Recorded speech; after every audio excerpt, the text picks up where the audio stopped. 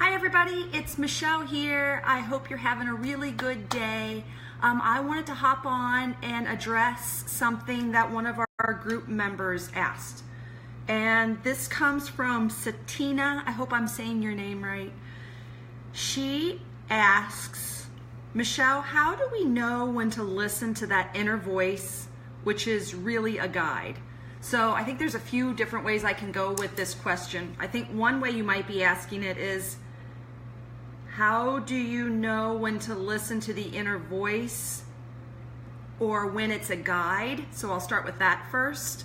So here's the thing I want to talk about right now is there a difference between your inner voice and your guides?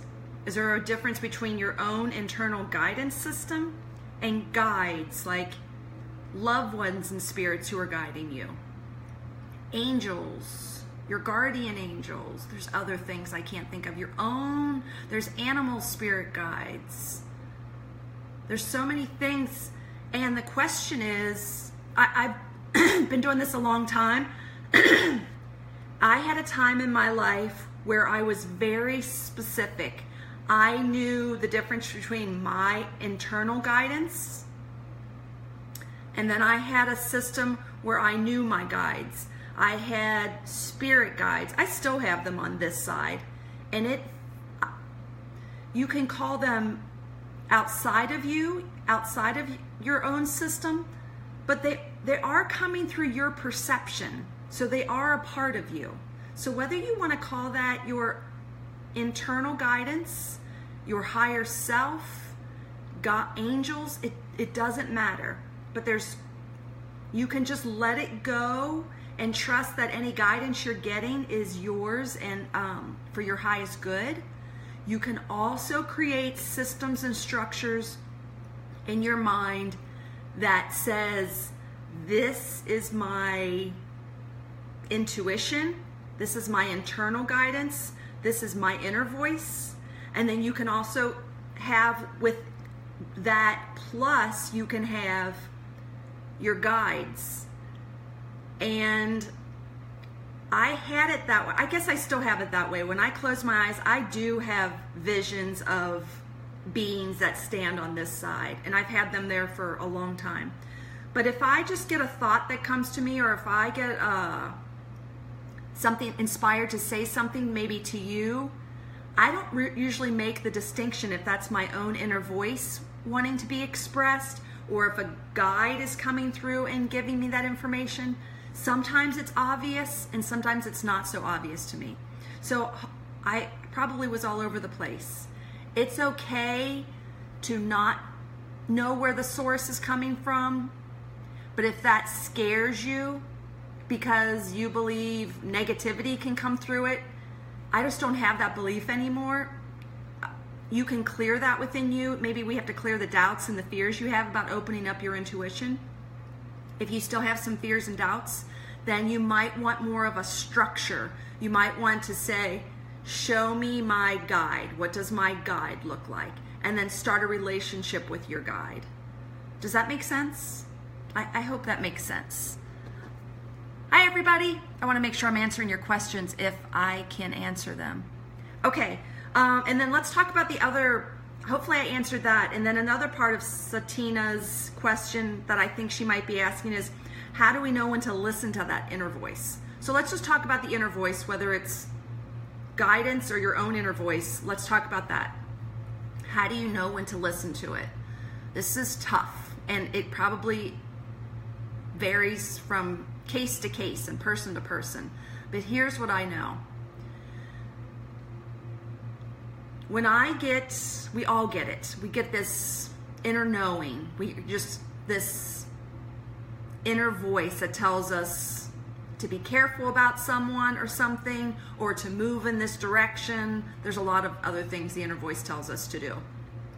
When you develop a really strong relationship with your inner voice, your life changes. And we can talk about that in another video.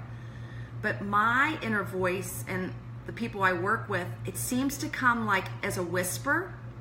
Like if it's your calling to move in a certain direction, it will come as a whisper. Eventually, if you don't listen to it, it comes as a nudge, a little push. And if you don't listen to that, it usually comes, I call, like I'm about to get a 2x4 over the head if I don't do what I'm supposed to do. So I really believe it comes like that. Mine comes in whispers, nudges, and 2x4s. And I always avoid the 2x4s, and I just go ahead and do what I'm supposed to do when I get a whisper. Life is easier that way. I don't mean it to be threatening or fear-based. That's just how it works for me. And I know you've probably had these experiences too. The other piece I want to talk about, I feel like I'm all over the place, but if you're emotionally feeling like out of balance, I do not listen to my inner voice when I'm really out of balance. It's because I cannot tell the voice of my inner voice if it's coming from fear, struggle, my inner voice. I can't tell the difference. So I don't listen to my inner voice when I'm feeling really out of balance. When I'm feeling in balance and I get a nudge from my intuition, my inner voice, I listen to it. So if I get a nudge or a whisper, I ask myself, am I in balance right now or out of balance? And there's lots of different things we can do to check on that also. If I'm in balance, I will try to move in the direction of what I'm being guided to do. If I'm out of balance, I pause that. I tell the voice, I have to put this on hold and get myself back into balance, and I'll check back in. Does that make sense? Because the voice is very different when you're in like emotional distress. It might be a great voice that helps you to get out of it, and that's fine too. So there's just so many different variables with this. I'm happy you're here too, Satina. If I'm saying your name right, I hope I am. Thank you for bringing this up. We can talk more about this in this thread if you want to, and I have time today to do that. And hopefully we can help each other, guide each other, lift each other up, and open up more to our guidance.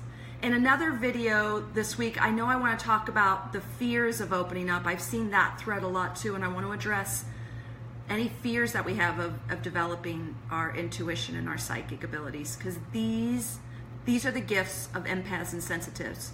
And if you can open them up, your life becomes really more exciting and fulfilling, and you'll help and heal yourself. And then you may want to step in to helping and healing other people with those gifts that you have. And we can talk about that too. Okay, have a great day. Bye.